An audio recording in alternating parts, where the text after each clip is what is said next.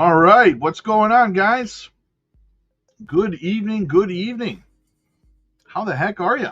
What do we got? What do you say? What do you know? Let's have a look across the space. Ben dropping that super chat, get things started. He says, Rob's a good dude, knows his stuff. Patreon, a good community. Y'all jump in. We make money. God bless. 100%, brother, 100%, 50% off right now, guys. If you ain't got it by now, then you just ain't getting it. Get over to the trading group. We just crushed a short on Bitcoin yesterday, last night, over the last 24 hours, guys. Check it out. Links in the chat, in the pinned comments, in the description.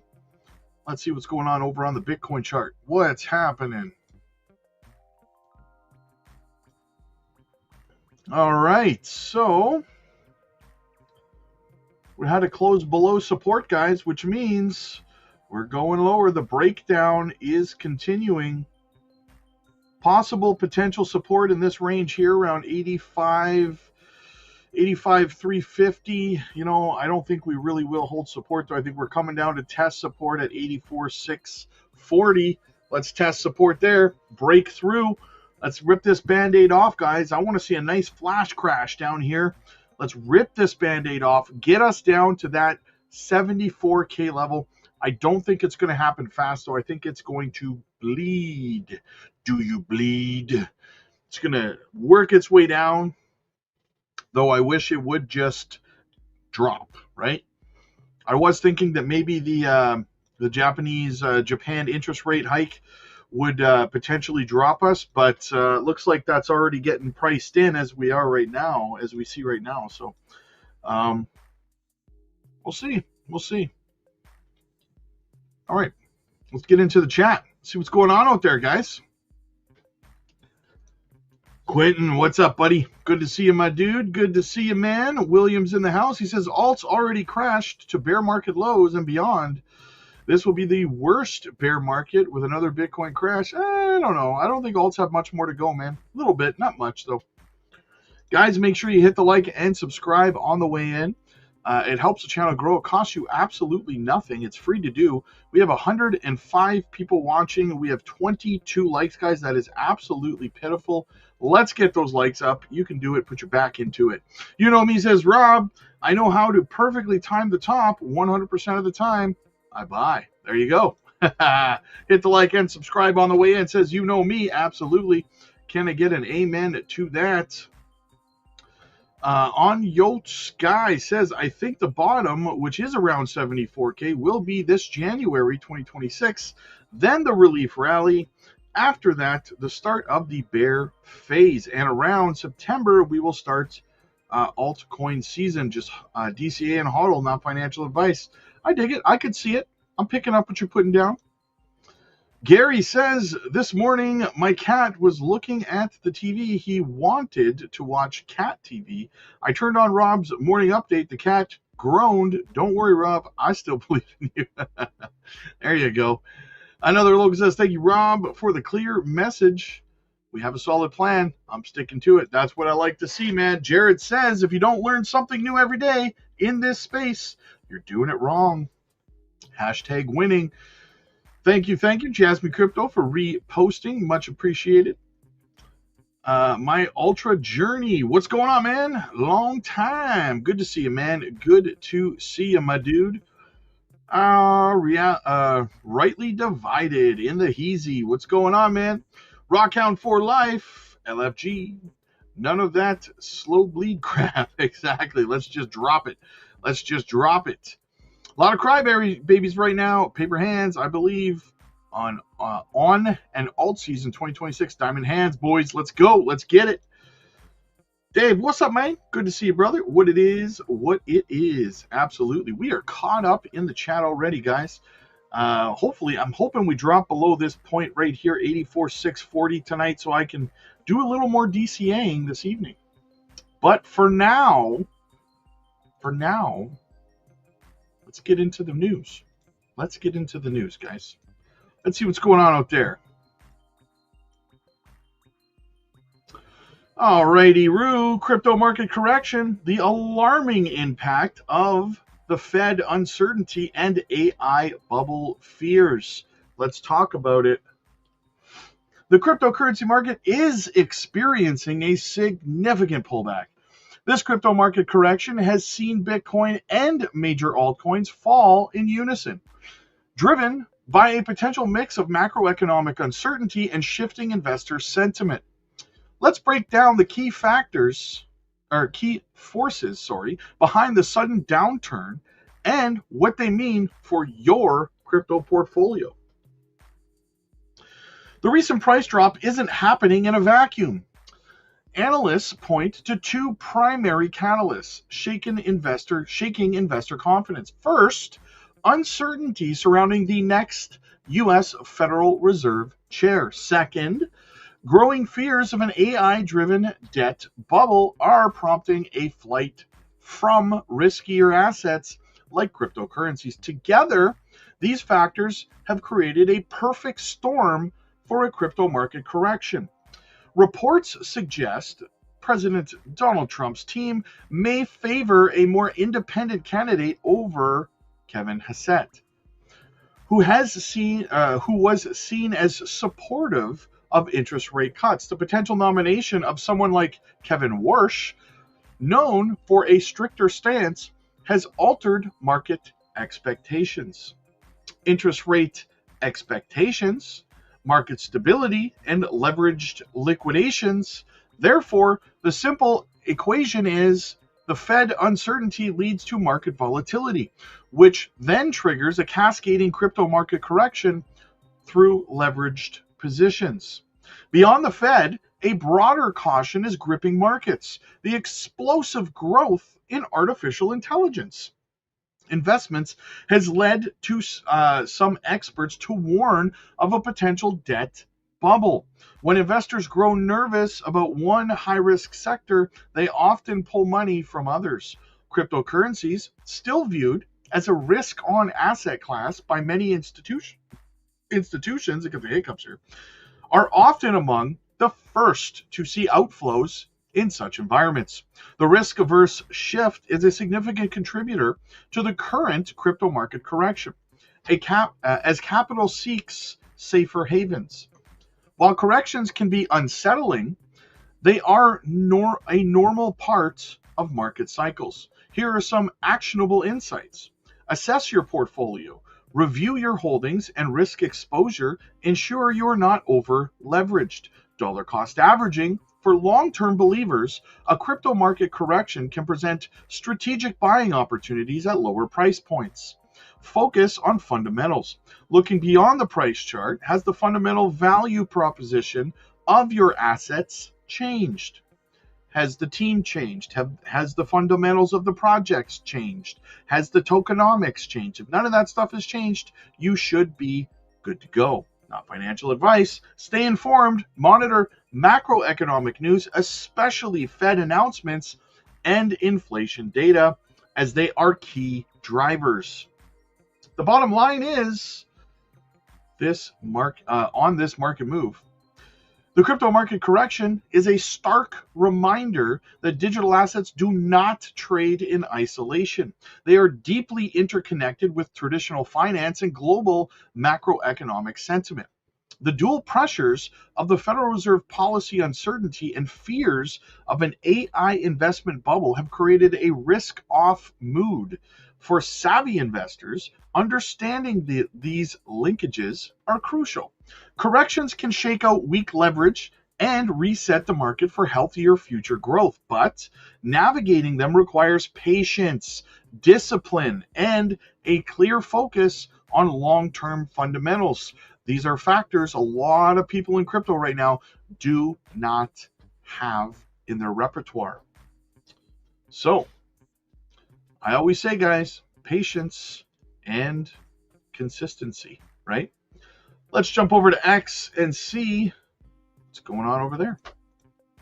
We got a little clip here from, of course, the one and only Crypto Chrome. Why Zebec keeps saying 2026. This isn't something you're supposed to notice yet. The most important part of Zebec isn't public yet, and by the time it is, the setup will already be finished. Because here's what's strange. Founders don't casually repeat dates unless something is already decided.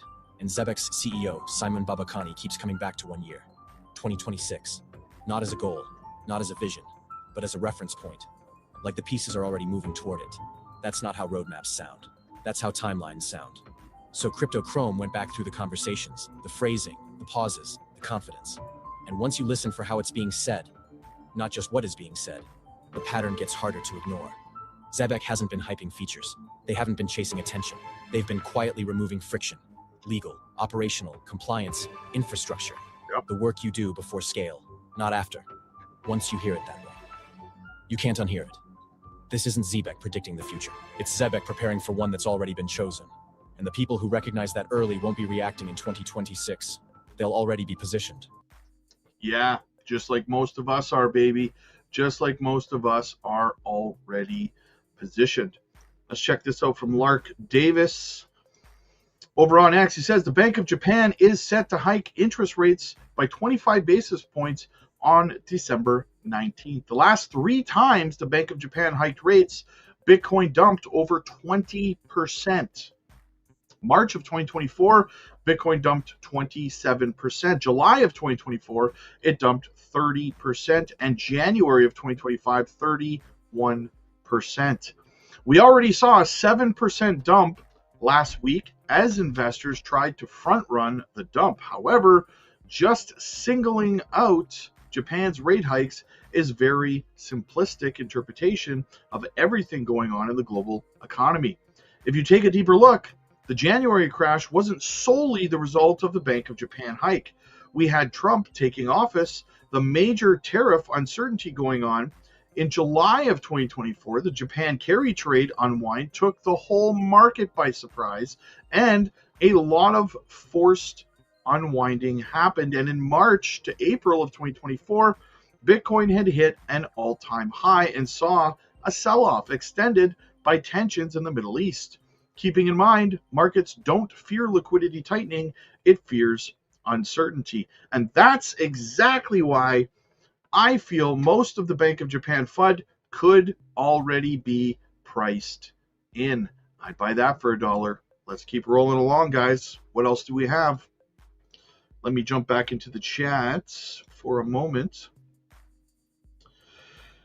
Rise above. It's been a minute. What's up, man? Let's go. Bring on 2026. Dave says we are positioned Z effing Beck. Let's go, baby. Absolutely. Can I get an amen? We got 122 people watching. We got 41 likes, guys. It's like running up and just kicking me in the sack. Hit the like button. It's absolutely free, guys. Don't be that guy. All right, let's keep rolling here. SEC sounds the alarm on crypto surveillance versus privacy. Officials from the SEC met with executives from the cryptocurrency industry on Monday, December 15th, which is today. During this time, they discussed issues regarding financial monitoring and user privacy. This meeting illustrates parts of the federal agency's long-standing goal of enhancing the regulatory framework set up for digital assets. During the roundtable discussion, Hester Pierce, a commissioner at the SEC, widely known as Crypto Mom, for her strong support of the digital asset industry, along with Paul Atkins, the chair of the SEC, and Commissioner Mark Ueda, took the initiative to elaborate on effective ways in which regulators can safeguard investors while also taking privacy concerns into account. The discussion took place as the SEC noted a significant rise in blockchain-based financial activities. Considering the heightened adoption of cryptocurrencies among firms, Atkins argued that the cryptocurrency could position itself as the most powerful financial surveillance system that has ever existed globally. To achieve this accomplishment, the SEC chair declared that the situation will rely on how the U.S. government chooses to regulate it. He also pointed out that the federal agency used to view every digital asset as a broker in the past. This meant that they demanded more transaction reports from these digital wallets. After several considerations, Pierce agreed with Atkins. As the head of the SEC Crypto Task Force, she proposed that regulators should carefully reconsider the most effective time and method of monitoring financial transactions as the crypto market continues to expand. Quote, our country's decline in financial privacy and its related rules need an update, and cryptocurrency is pushing for this change, Pierce said. According to her argument, cryptocurrency is an essential asset of the country's financial system, as it establishes new methods for effective transactions that do not rely on financial intermediaries, which are critical components of their current financial surveillance system. However, she pointed out that, as previously mentioned, public blockchains where multiple crypto transactions occur are visible to everyone, which means Elizabeth Warren is punching a pillow somewhere. This finding has raised the need for tools that safeguard privacy. The individuals who attended the surveillance and privacy roundtable included representatives from the privacy-focused cryptocurrency Zcash, the Blockchain Association, and the Crypto Council for Innovation. This event marked the sixth occasion organized by the task force to discuss various parts of the digital asset regulation and policy since the Crypto Mom began heading the team in January. Considering the intense nature of the situation, several analysts decided to weigh in on the situation. They claimed that many people in the crypto industry have raised concerns regarding privacy practices. These concerns have been raised at a time when the market is surging swiftly while regulators, lawmakers, and courts attempt to tackle this challenge. I wouldn't say that the market is surging in any way, shape, or form right now. Sources close to the situation mentioned that the early versions of the proposed bill might grant the Community Futures Trading Commission more power over digital assets while shifting the SEC's focus. On the other hand, it was confirmed that these senators have been actively negotiating to bring the Clarity Act to a vote before the end of the year. The decision follows the bill's passage in July through the House of Representatives. So we'll see what happens, guys. We're going to stay on top of it. We'll give you every little bit of it as we continue to go along. But a little bit of a segue here brings us over to what the article's talking about, which is Paul Atkins speaking on it today. Check it out. Especially important. Public blockchains are more transparent than any legacy financial system ever built. Every movement of value is recorded on a ledger that anyone can inspect. Chain analytics firms are already exceptional at assisting law enforcement with linking on-chain activity to off-chain identities. In other words, pushed in the wrong direction, crypto could become the most powerful financial surveillance architecture ever invented. Indeed, if the instinct of the government is to treat every wallet like a broker, every piece of software as an exchange, every transaction as a reportable event, and every protocol as a convenient surveillance node, then the government will transform this ecosystem into a financial panopticon. At the same time, this technology allows for privacy-preserving tools that the analog world could not provide, such as zero-knowledge proofs, selective disclosure, and wallet designs that allow users to prove compliance without handing over their entire financial history or personal details to intermediaries or to the government. One can imagine systems where a regulated platform can demonstrate that its users have been screened without the ability to retain a permanent person-by-person map of every payment, trade, or donation.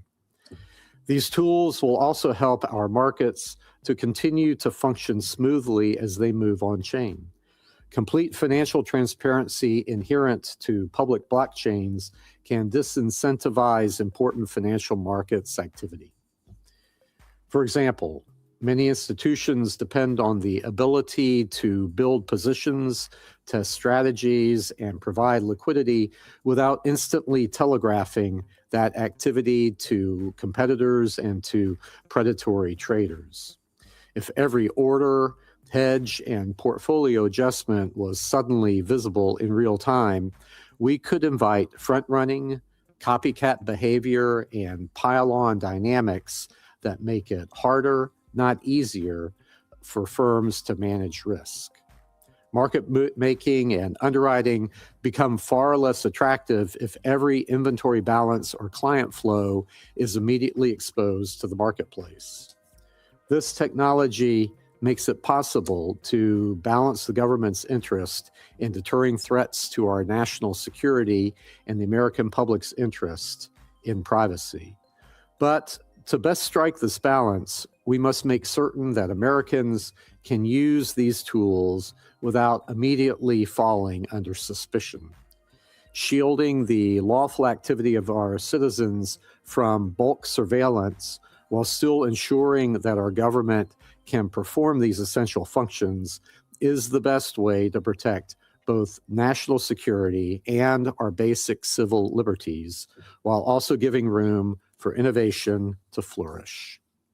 So the stakes here are high, and the questions before us carry profound and enduring implications. As we begin this roundtable, I am eager to hear more from our panelists about how we as a commission can protect Americans' privacy, as well as how crypto's privacy tools can lessen rather than increase the need for mass financial surveillance. Together, I am confident that we can shape a framework that ensures that neither technological nor financial advancements will come at the expense of personal freedoms. Unfortunately, other obligations are going to prevent me from attending the entire conference, but I'm thrilled to have been here to see you all today. And anyway, I thank you for your time and attendance, and I look forward to a robust discussion ahead and to reading what you all have to say. Thank you very much. Interesting to see that Zcash was there too. Very, very interesting. Let's keep rolling along here, guys. Let's keep rolling along. Let's jump back into the chat for a second. In my opinion, this is the lead into alt season for Q1, Q2. Don't really care about BTC. Its dominance is dying off. Since October. Very cool, very cool. I could see it, Reaper. I could see it, man. I'm picking up what you're putting down. I did not see that XRP used Wormhole today. I'm going to have to do a little bit of a dive into that. I missed that. All right, Fear and Greed index plunges to 11, a stark signal of extreme market fear. Let's check it out, guys. The cryptocurrency market is gripped by a powerful wave of fear. The latest data reveals that the crypto fear and greed index plunged to a mere 11, a stark indicator that investor sentiment has entered the extreme fear zone. This critical metric, a vital pulse check for the market, suggests traders are navigating one of the most pessimistic environments in recent memory. But what does that mean? Or what does this extreme reading truly mean for your portfolio? Think about the crypto fear and greed index as a market's emotional thermometer created by alternative.me.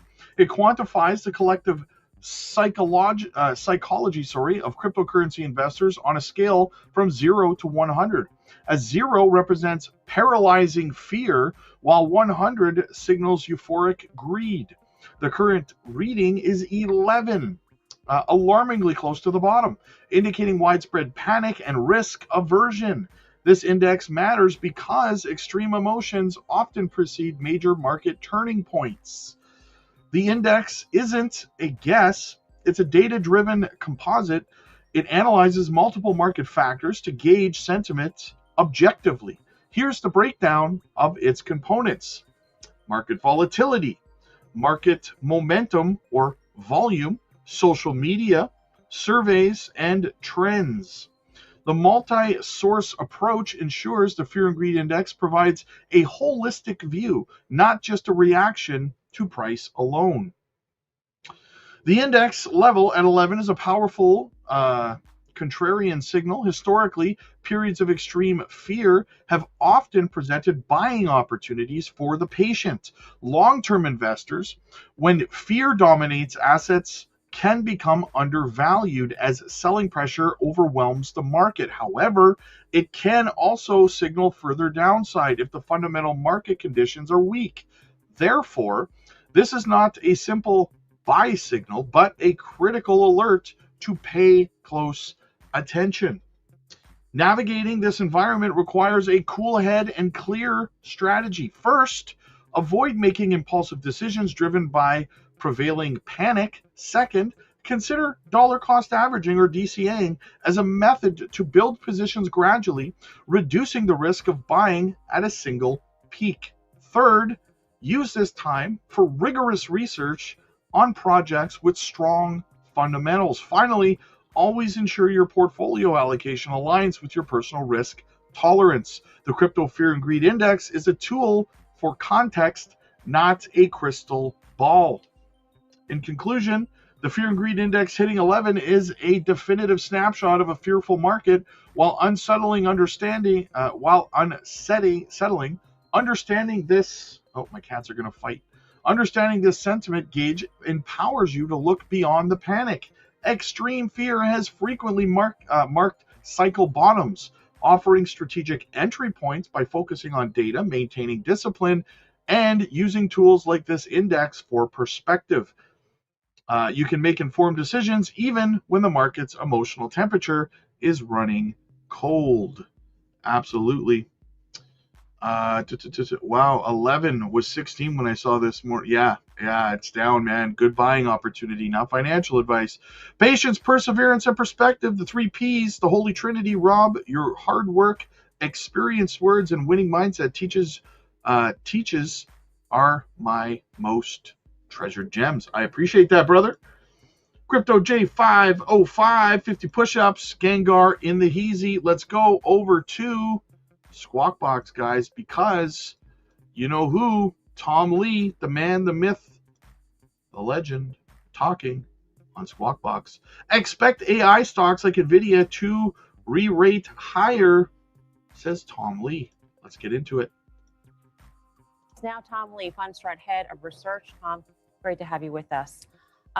There's a lot of things to talk about with you in terms of the skepticism now around the AI trade, skepticism around Bitcoin. Are they, in fact, related, do you think?